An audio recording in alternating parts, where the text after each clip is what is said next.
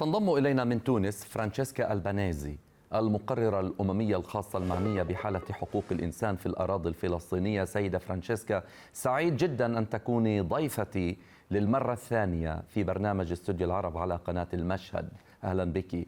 أنت معاقبة أمريكيا، هل تشعرين بالعقاب أم أنك حرة طليقة تمارسين عملك المهني والإنساني؟ Look, thanks for having me, first of all. The sanctions are unacceptable. It's an unprecedented measure, unilateral measure against a UN official. This is against the UN Charter.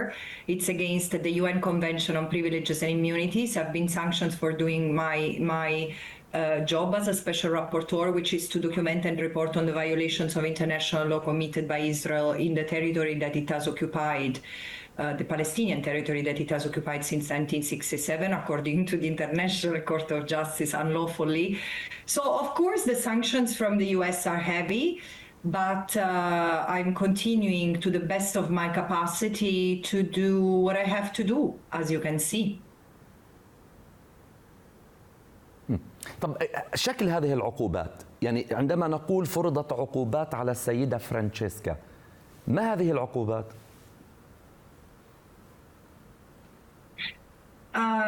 To be honest, I prefer talking about Palestine rather than the sanctions against me. But let me just say this.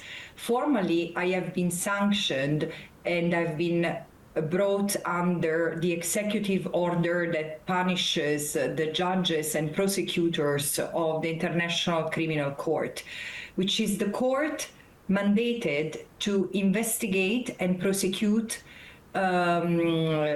people accused of the most heinous crimes: war crimes, crimes against humanity, genocide, and the crime of aggression. So you see, it's the existence of the court is a huge achievement for the world, for humanity, even if the United States is not part of it. And the fact that it has accused me and formally sanctioned me for cooperating with the court is absolutely nonsense. It's a reprisal against the court and anyone who works with the court. It has happened also to Palestinian human rights organizations who have been fighting for decades just for justice and human rights in the occupied Palestinian territory. But the reality behind it is that this is a form of revenge, in my view, that the United States administration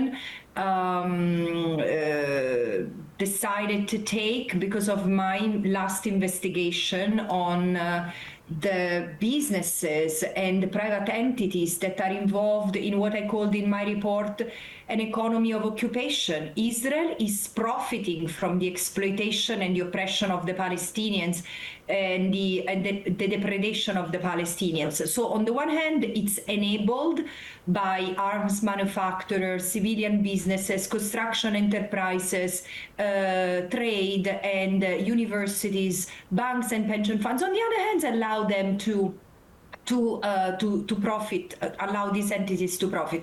And this has happened also during the last 2 years of the genocide. So, you know, this means arguing that there are CEOs of these companies that could be held, could be accused of complicity in war crimes and crimes against humanity and possibly genocide. This is the real reason behind the sanctions against me. نعم، هو أكيد أغلب الحوار عن فلسطين، لكن هذا تواضع منك أنه تفضل الكلام عن قضية فلسطين على حساب مسألة شخصية، لكن كان لابد من التوقف عندها بكل الأحوال، وأشكرك على ذلك. يعني الأمم المتحدة قررت رسميا أن هناك مجاعة في غزة. اليوم لو وضعنا أنفسنا محل أي غزاوي، هذا البيان بماذا سيفيد إنه قرروا فيه مجاعة وما زال التجويع مستمر في غزة، حتى نفهم من الناحية القانونية والعملية؟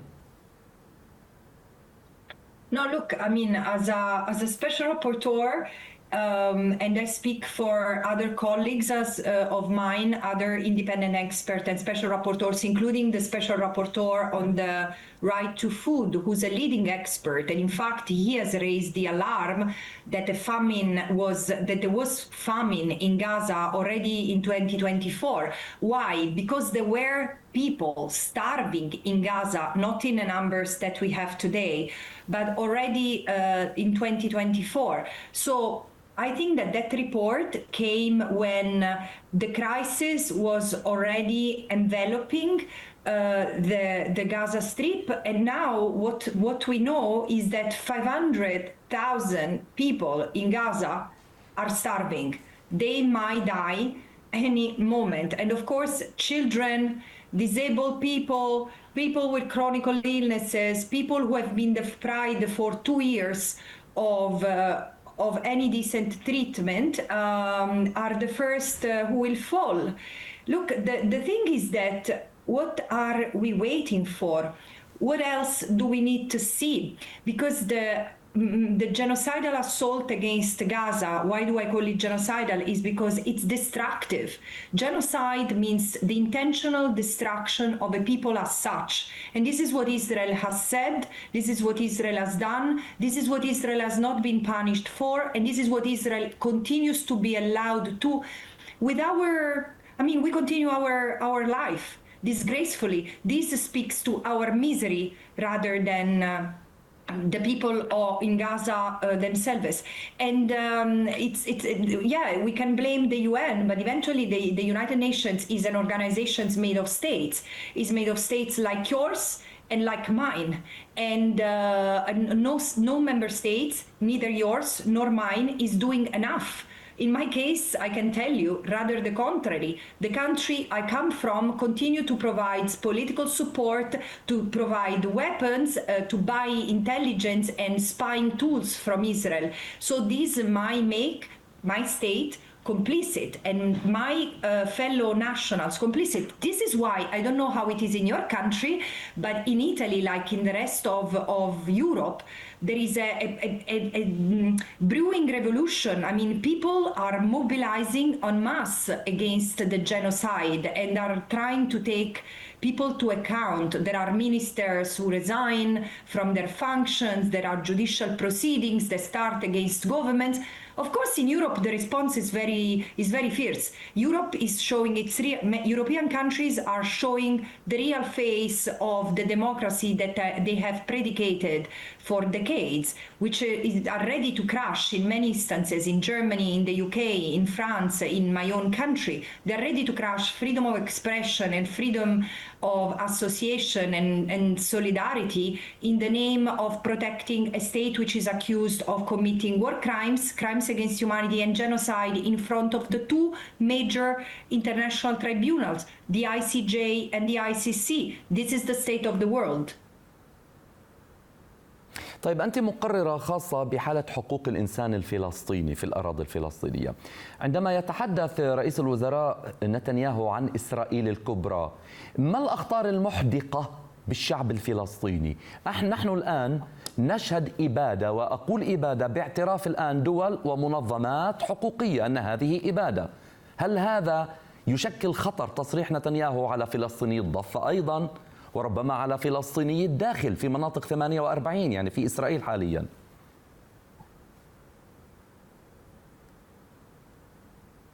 Absolutely. I do believe that all Palestinians under Israeli rule are in grave danger. This is why I've been saying the Palestinians need protection. And this is something, Mohammed, I've been saying since I took on the functions of Special Rapporteur, because already before October 2023, the Palestinians were having a horrible life. Most of them were coping with the occupation and the oppression, because eventually life must go on. But there was an impossible situation. I've been living there. I left Palestine horrified because of that sense of oppression, which is apartheid. And the reality today is that while in Gaza, now it's totally clear that what Israel wants to achieve is complete ethnic cleansing by placing the Palestinians like if they were boxes in Somalia or in Indonesia or in Sudan or in Egypt or in Jordan. The reality is that the ethnic cleansing is ongoing in the West Bank as well.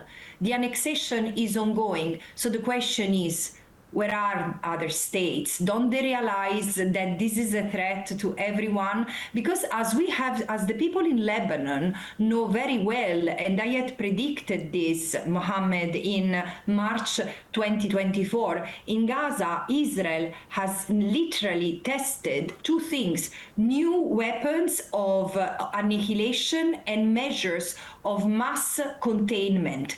European countries, or let's say Western countries in general, look at the migration policies they have. They are protecting their territory as if they were fortresses. So they are interested in buying drones and other surveillance mechanisms for mass containment. But this is not just Western states. Arab states might be doing the same, because there is no one country which is not associated with Israel, directly or indirectly, including countries in the global south.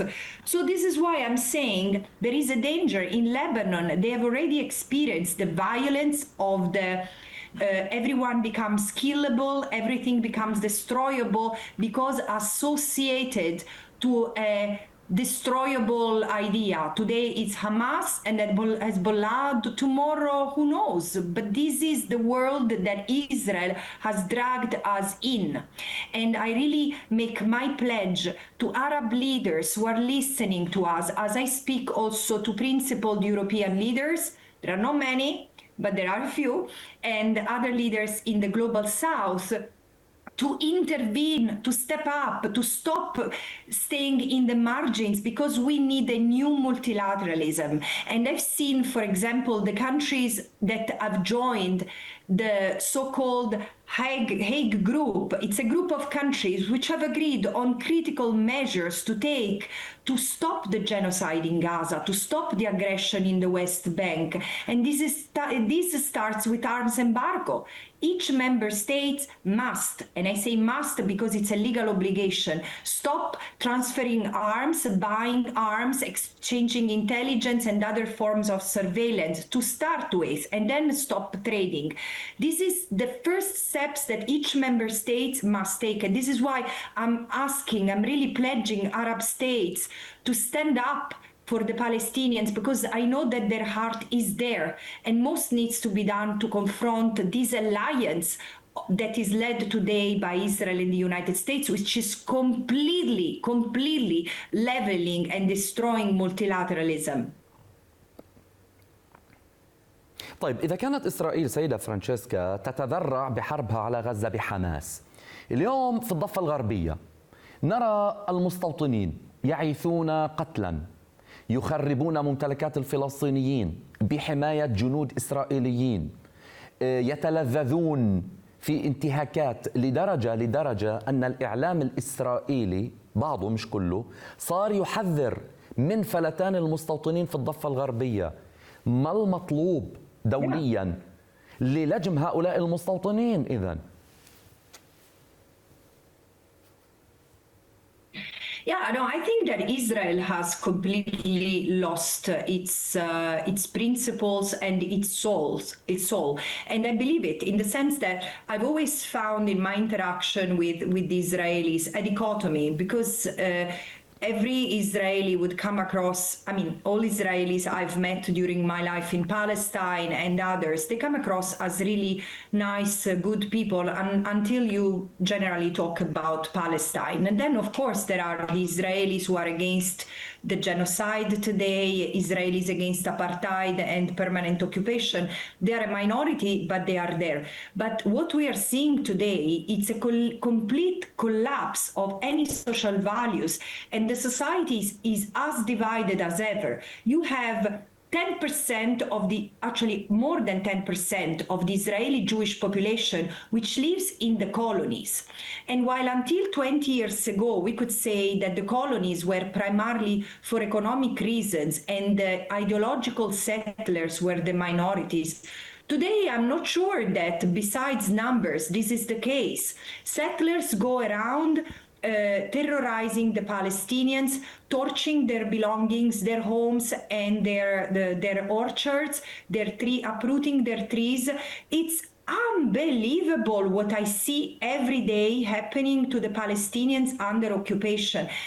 And the army accompanies the settlers, but this has always happened. Mohammed, as I started researching as a special rapporteur, I was shocked to hear from the former Israeli soldiers who have broken the silence and who stand against the occupation.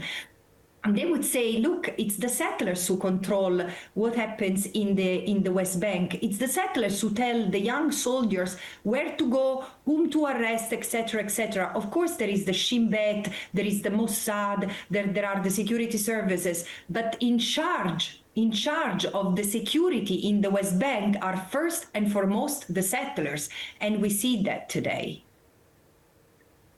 بخصوص الاعتراف بالدولة الفلسطينية، اليوم عدة دول تريد أن تعترف بفلسطين، ولكن في هناك مؤرخان فرنسيان قالا للرئيس ماكرون: إذا لم تعاقب إسرائيل فإنك ستعترف بمقبرة. جميل الاعتراف بالدولة الفلسطينية، لكن ما فائدة هذا الاعتراف إذا إسرائيل تسابق الزمن وتهود الضفة الغربية؟ أين دولة فلسطين المعترف بها إذن؟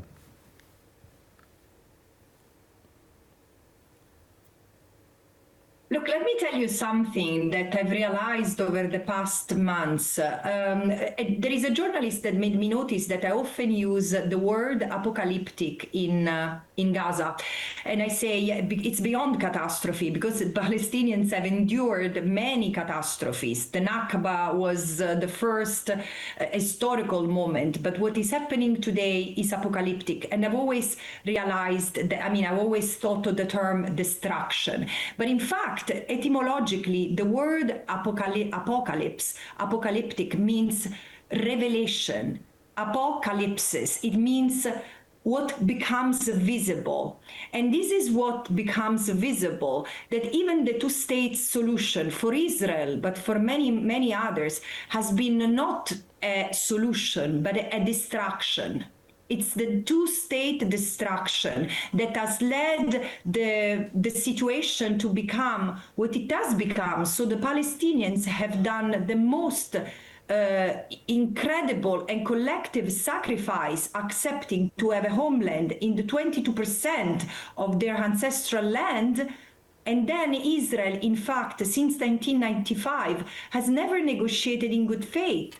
And in fact, it has increased its settler population of 3 times, and the number of the colonies have tripled during the peace process. Now, what is more shocking is that the international community, who was supposed to be the guarantor of the peace process. I often say that to the Norwegian that have chaperoned the Oslo Agreement, say, where were you? Where the very conditions to have a state were being devoured under the very feet of the Palestinian people. For displacement continue, home demolition, home destruction, invasions, incursions, extrajudicial killings.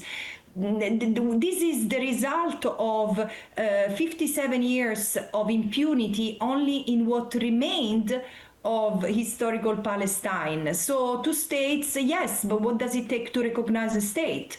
I'm telling the other member states who have not done it yet, just do it. Recognize the state. It doesn't take a ceremony to do that. You don't need to wait other 2 months. Otherwise, people might think that you are just, again, feeding the destruction.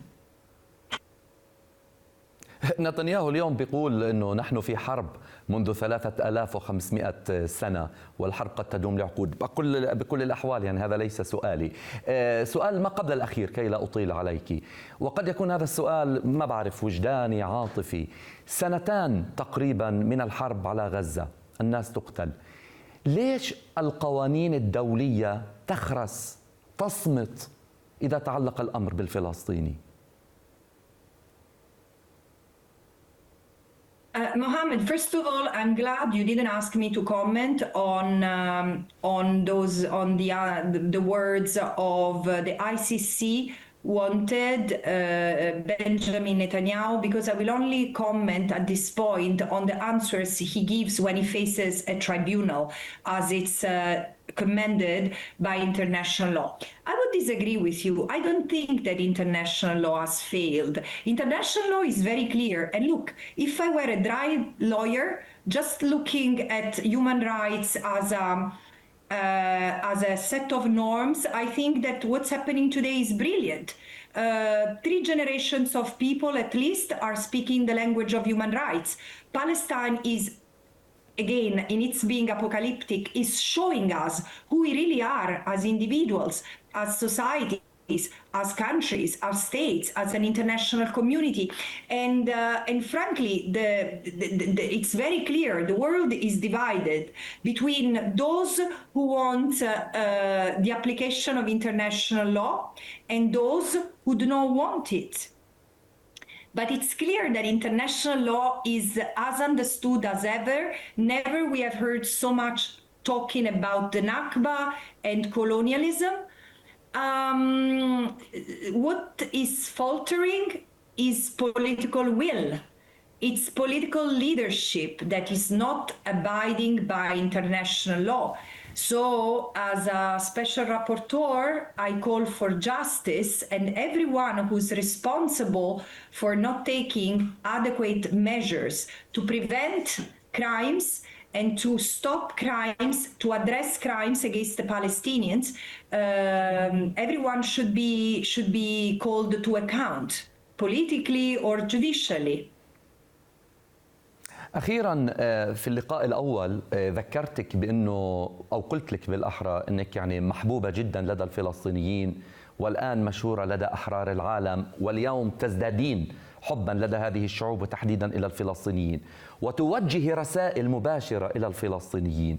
كم هذا يؤثر فيك على الصعيد الشخصي، وتجدي أن الناس تحب ما تفعل فرانشيسكا ألبانيزي لأنها تقدر أنها تعمل بمهنية وبضمير وبإخلاص.